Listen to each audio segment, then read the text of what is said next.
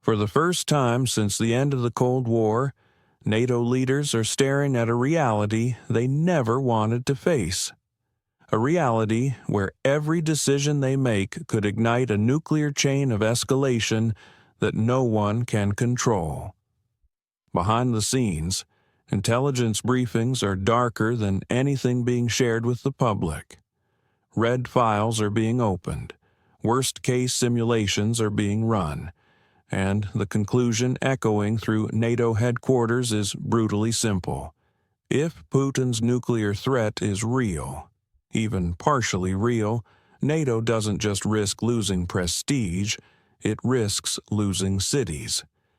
This isn't pressure, this isn't posturing, this is nuclear paralysis. And right now, Europe is sitting inside that paralysis. For years, NATO leaders operated under the assumption that escalation in Europe would remain predictable, manageable, and contained within conventional limits. That assumption fractured the moment it became clear that Vladimir Putin's nuclear signaling was not rhetorical theater, not symbolic posturing, and not a political stunt designed simply to frighten the West. It was part of a deliberate strategic architecture designed to freeze movement, paralyze initiative, and force every NATO capital into a permanent calculation. What are we willing to lose? Behind closed doors, the question is no longer abstract. NATO leaders are not discussing ideology. They are weighing geography, industrial production, response time, power projection, and survival thresholds. Modern nuclear policy is not about missiles and silos. It is about deterrent psychology, capability credibility, and escalation ladders that determine who blinks first. When Putin elevates nuclear readiness language, the effect is immediate. Uncertainty spreads through defense ministries, intelligence branches run red-line simulations, and political leaders feel the gravity of decisions that cannot be undone. For decades, NATO's nuclear posture rested on predictability. The strategic assumption was that Russia, like the Soviet Union at the end of the Cold War, valued stability more than confrontation and rational cost-benefit analysis more than catastrophic risk. But the war in Ukraine altered that calculus. Russia now frames the conflict as existential, not regional. And once something becomes existential, escalation thresholds fundamentally change. NATO leaders understand this far more clearly than they publicly admit. In private, they acknowledge that Russia has repeatedly demonstrated the ability to sustain attritional warfare, absorb sanctions, reorganize industrial capacity, and maintain domestic political coherence under pressure. That reality alone shifted the psychological balance of power. Add a credible nuclear doctrine on top of it, and you no longer have a conventional conflict supported by nuclear deterrence. You have a nuclear-anchored strategy shaping every conventional decision taken by the West. This is why the room grows silent whenever the topic turns to nuclear readiness. NATO planners run simulations, and the conclusions forced upon them are deeply uncomfortable. Russia maintains layered delivery systems, integrated command networks, and the political will to imply usage in a crisis scenario if its territorial or regime integrity is perceived to be at risk. NATO, fragmented across multiple governments, domestic politics, and divergent risk appetites, does not react with a single brain. It reacts as 31 nervous ones. That is the paralysis. This is not about fear in the cinematic Hollywood sense. It is about institutional self-preservation and strategic uncertainty. Every NATO capital sees the same danger but calculates it differently. Eastern European members push escalation forward, believing that pressure is the only language Moscow respects.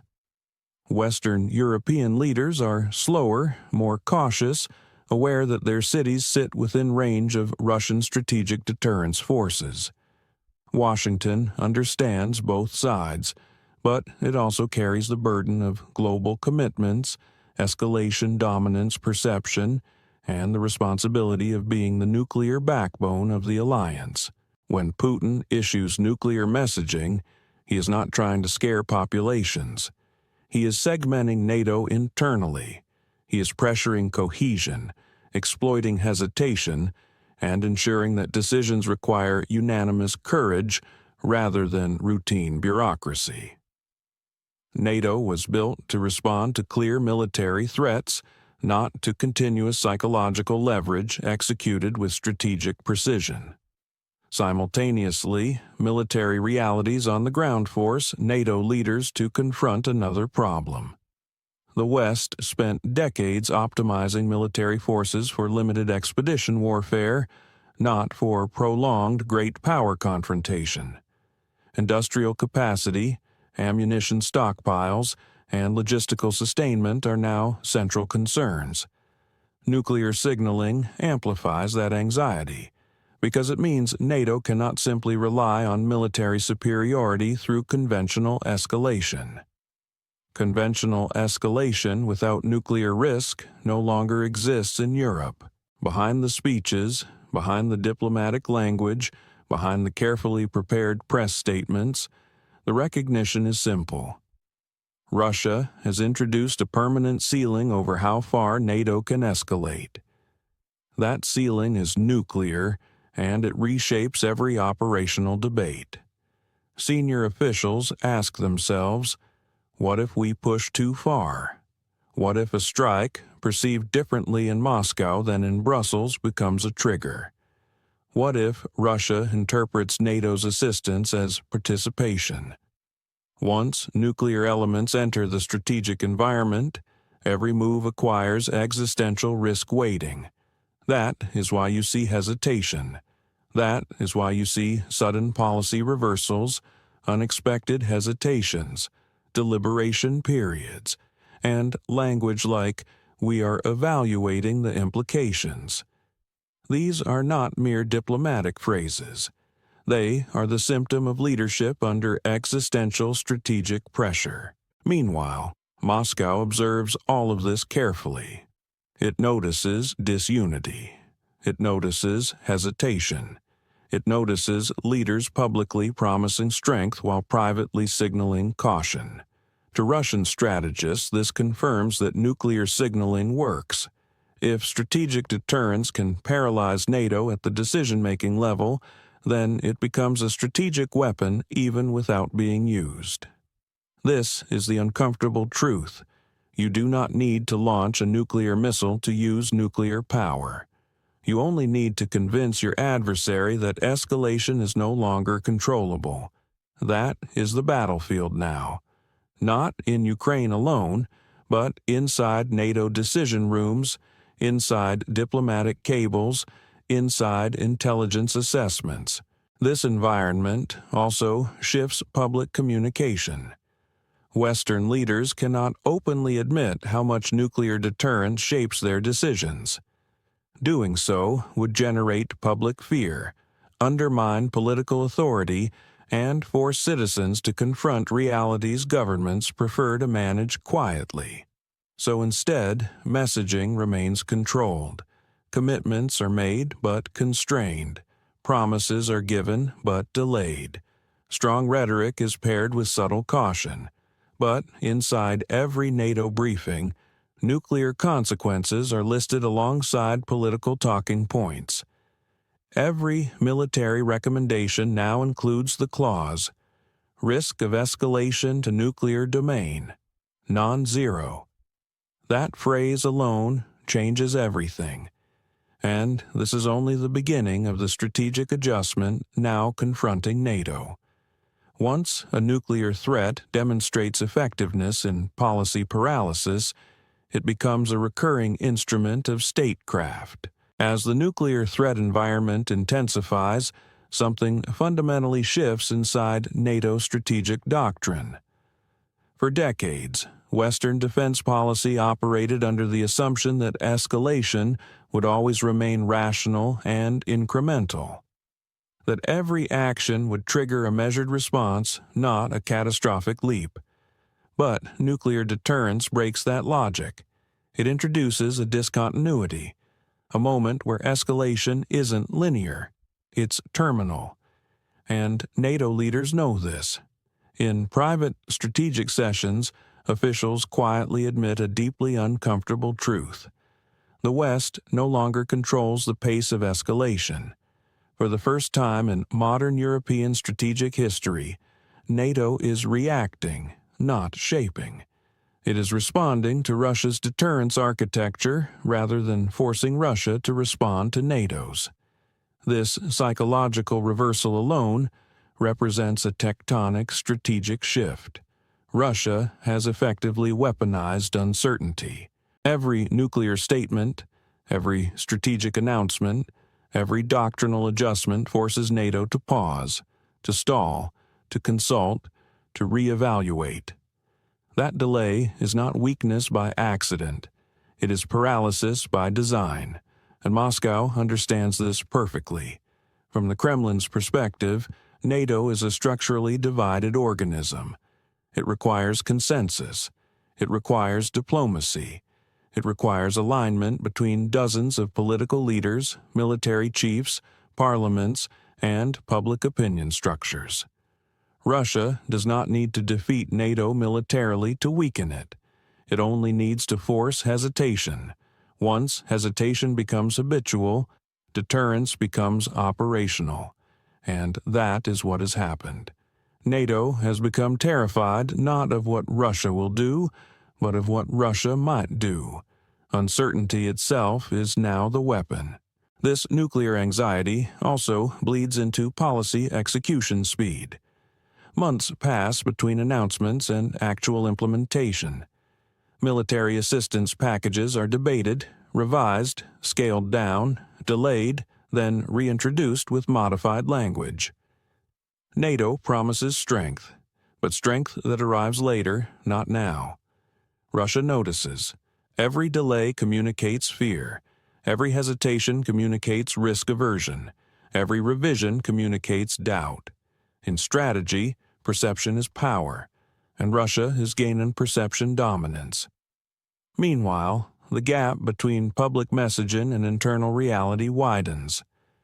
Publicly, NATO officials reassure citizens that escalation is controlled, risks are managed, nuclear scenarios are extremely unlikely.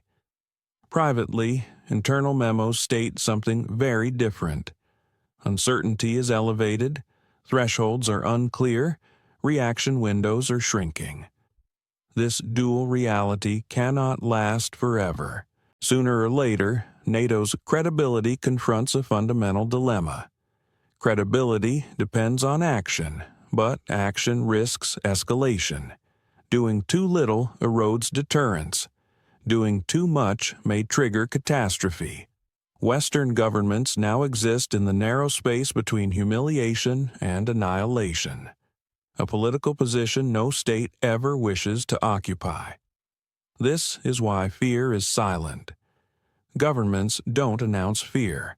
They reveal it through caution, through measured language, through carefully chosen diplomatic phrases.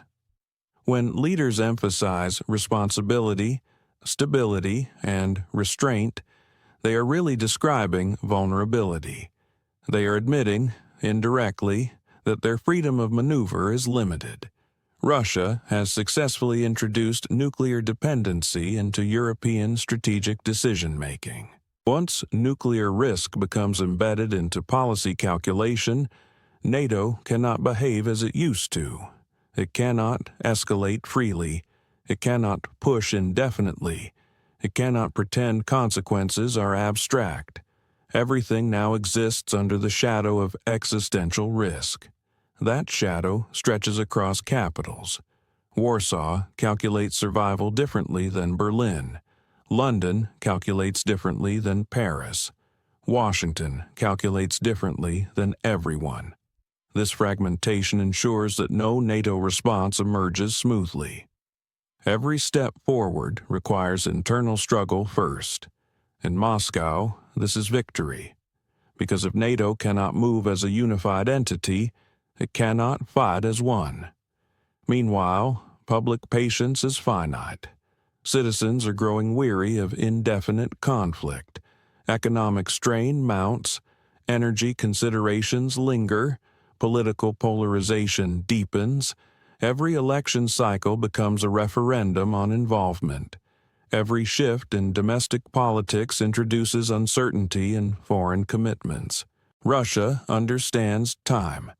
It understands fatigue. It understands that Western democracies are not built for long, sustained, psychologically demanding conflicts under existential shadow. Democracies prefer predictability. Nuclear uncertainty destroys predictability. That is the psychological battlefield, and NATO is increasingly trapped in it. Meanwhile, deterrence credibility cuts both ways. If NATO continuously signals resolve but repeatedly chooses caution, at some point credibility erodes. Adversaries begin to assume hesitation. They begin to predict restraint. That assumption becomes its own form of strategic advantage. NATO has not collapsed, but its decisiveness has. That is enough to change history. Behind classified doors, intelligence analysts present another warning. Escalation dynamics don't always remain under political control. Misinterpretation, technical malfunction, or miscalculated responses can spiral faster than leadership can correct. In such a high-tension environment, the margin for error shrinks to almost zero. NATO leaders are aware of this, and awareness becomes weight. You can hear it in their tone. You can see it in their hesitation. You can feel it in their silence. Putin does not need to press a button to change Europe. He has already changed Europe by reminding it that buttons exist, that thresholds matter, and that nuclear reality never disappeared. It merely slept. Now it is awake again.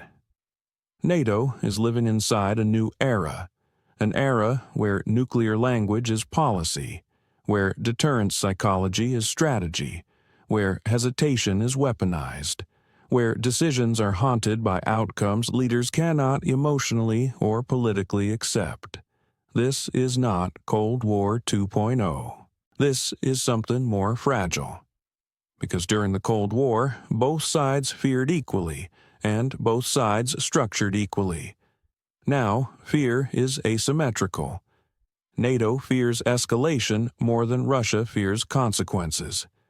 That imbalance creates strategic gravity, pulling Western policy constantly toward caution. And this will define the coming years unless NATO finds a way to break psychological paralysis. So, the real question is no longer whether Russia will use nuclear weapons. The real question is, how long can NATO function effectively under the fear that it might? And if the answer is, not very long, then the nuclear strategy has already succeeded.